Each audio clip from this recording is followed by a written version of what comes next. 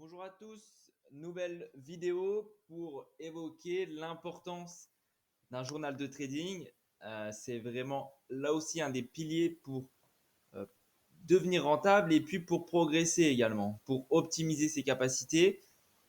Et voilà, pour prendre un petit peu de recul sur ce que vous avez fait à chaud devant les écrans, le journal de trading, ça va s'appliquer à froid. Vous allez analyser vos points forts, vos points faibles, qu'est-ce qui vous a fait prendre tel ou tel trade et globalement voilà vos défauts lors des sessions de trading, etc.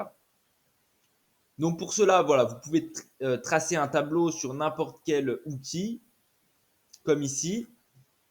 Donc vous tracez votre tableau, date du trade, quel actif, donc paire de forex sur USD, si c'est de la crypto BTC, etc.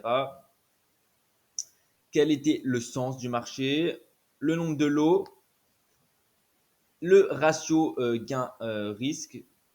Donc là, globalement, comme je l'ai déjà signalé, notamment à travers les e-books, ratio, globalement, il faudrait qu'il soit minimum de 3 tout le temps pour voilà, avoir des trades de qualité. En dessous de 3, c'est un petit peu moins intéressant.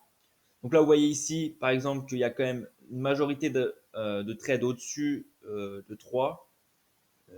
Deux trades sont en dessous de 3, mais très légèrement. Bon, on peut accepter si vraiment on estime qu'on a un setup de qualité de le prendre, mais voilà, il faut quand même avoir en tête que le ratio idéal est supérieur à 3.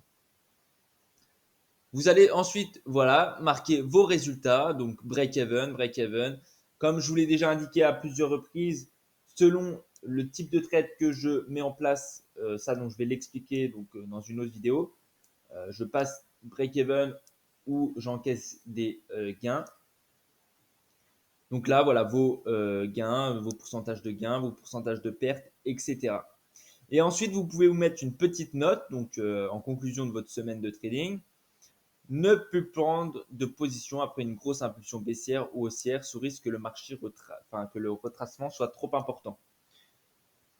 Voilà, dans un marché à haut risque, attendre obligatoirement un pullback pour valider une opportunité.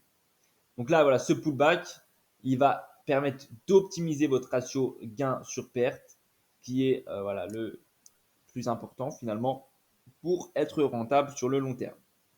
Voilà, vous mettez ensuite vos résultats sur l'ensemble du mois, de la semaine, etc. Et ça va vous permettre au fur et à mesure des semaines, des mois, d'avoir une vision claire sur ce que vous faites. Parce que sinon, vous faites des trades à droite, à gauche, et parfois, on fait un peu n'importe quoi. Donc, il faut être carré quand on fait ça. C'est pas, on n'est pas au casino, on est là pour faire du trading. On applique une méthode de A à Z de façon cohérente. Certes, parfois, on peut avoir des petits défauts, on reste des êtres humains, mais on va essayer quand même de se rapprocher le plus possible d'une certaine automatisation des setups.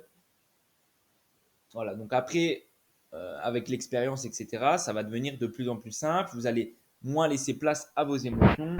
Et donc, voilà, vous ferez normalement de mieux en mieux sur les marchés. Ok, donc là, voilà, vous pouvez, dans ce fameux journal, sur chaque position, expliquer votre scénario. Quels étaient vos arguments pour rentrer en position. Donc, est-ce qu'il y avait un pullback, une cassure de range, enfin, tout ce que vous avez comme argument, vous le mettez.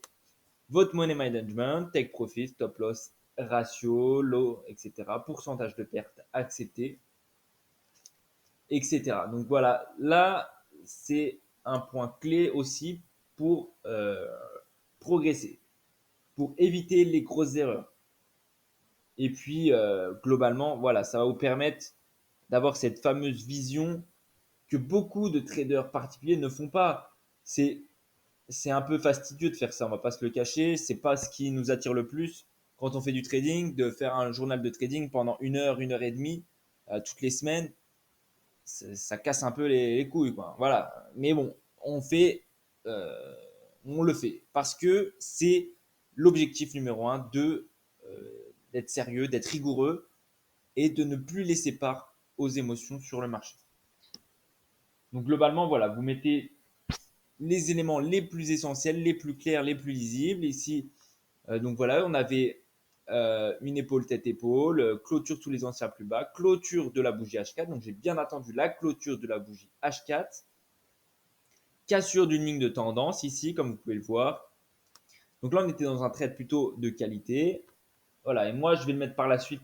Je vais suivre ce trade et je mettrai une photo finale de ma sortie de position pour voir le avant-après. Si je perds, je mettrai aussi cette photo. Si je gagne, je la mettrai également. Donc peu importe, je mets l'entrée et la sortie en capture. Voilà, globalement, petite vidéo. C'était pour faire une petite piqûre de rappel, pour montrer comment moi je mettais en place cela et pour vous inciter à le faire également. Voilà, merci à tous. À bientôt pour une prochaine vidéo.